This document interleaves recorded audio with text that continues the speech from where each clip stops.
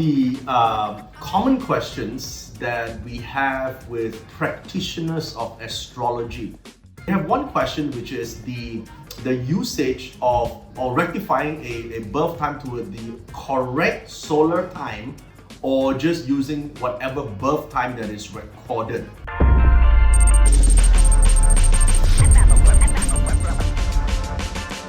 Now, for those of you who are not aware of this, the so-called solar time is the actual timing based on the longitude, latitude of the position of birth.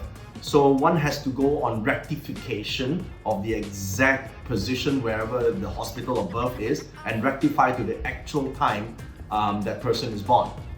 Whereas when I say birth time, it's whatever that's recorded based on what the doctors know, looking at the clock at the time of your birth.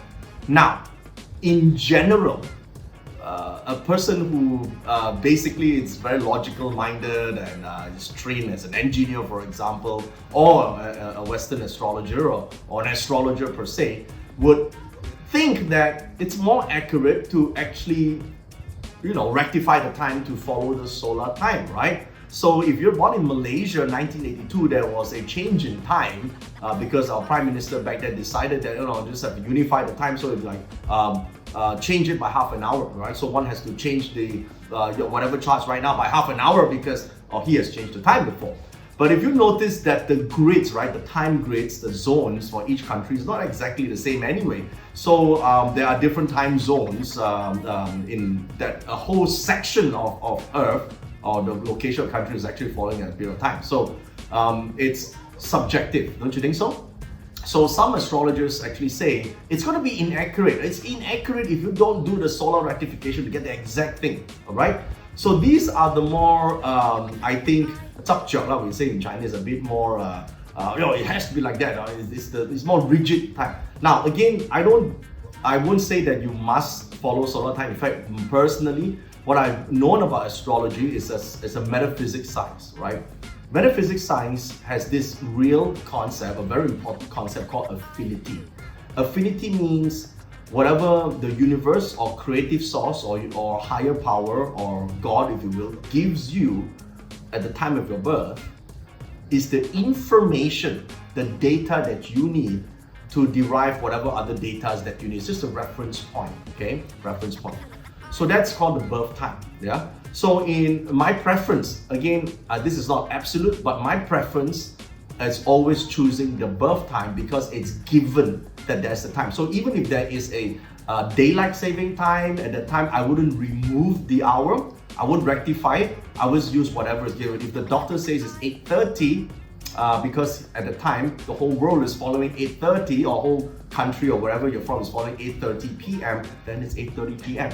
Okay, so here's the thing, like not only number one is following the concept of affinity because it's the given time at the time, and we have a concept that the universe and of God or whoever is the higher power won't make a mistake. I mean, if the divine wants you to be born at 7:30, the divine will make you born at 7:30 and not have you minus off that one hour just because there's a artificial time and so forth. And second thing is time. You must understand all the practitioners of original BaZi or astrology at that time, in Chinese astrology at least, I'm not too sure about Western astrology, they don't have a clock, digital in fact, to tell you that the GPS position and time right now changes in that millisecond. They don't, okay? So what do? They look at, it's goat hour, or the sun is here, it's a snake hour. It's a guesstimate, okay? It's a guesstimate of the time. It's not down to the 4 minutes, every 4 minutes, one single position change of the sun. So, okay, given the fact that they take, collectively the affinity of the time to plot the chart, which is used in Yi Jing, which is used in Qi, especially Qi, Feng Shui and BaZi. But some people today, because they are Western trained and educated, or because they are very scientific in nature, they need to get down to the minute. Again, I'm not stopping you from doing that. If that's your preference, go ahead and do that, okay? Maybe your affinity to gain the confidence in reading the chart is to follow the solar time. Well, go ahead and do that. But we have done a lot of cases. In fact, I've been doing this almost like 3 decades now. We follow whatever is given, and it gives us the highest reliable information to advise the client, to help the client improve, to help the person make a transformation and make a person make a change to become better. Now, I say that without referencing this word called accuracy. Now, you may say accurate. Accurate is when you imply that this hour, if you rectify to solar time, it's going to accurately predict how many suns you have. It's going to accurately predict when you're going to die. And it's going to accurately predict this. None of astrology can accurately do that. It cannot.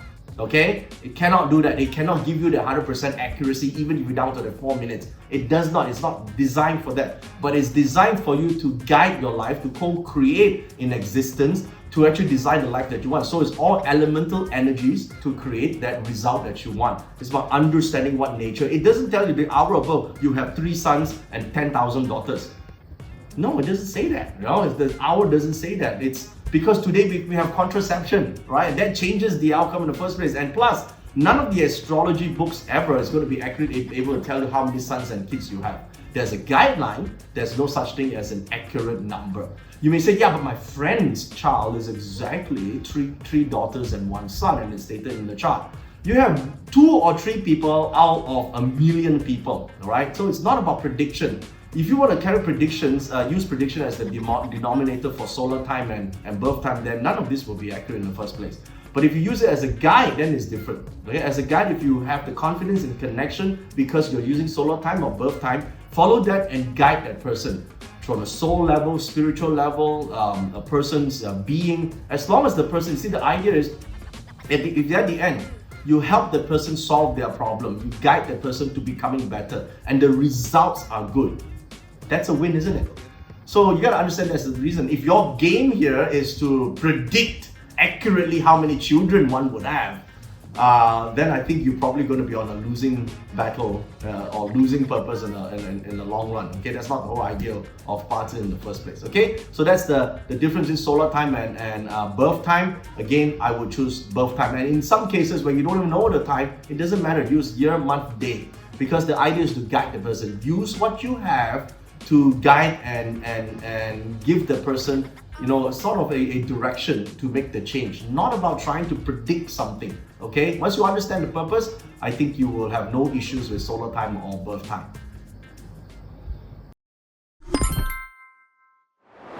Check inside the description for the link.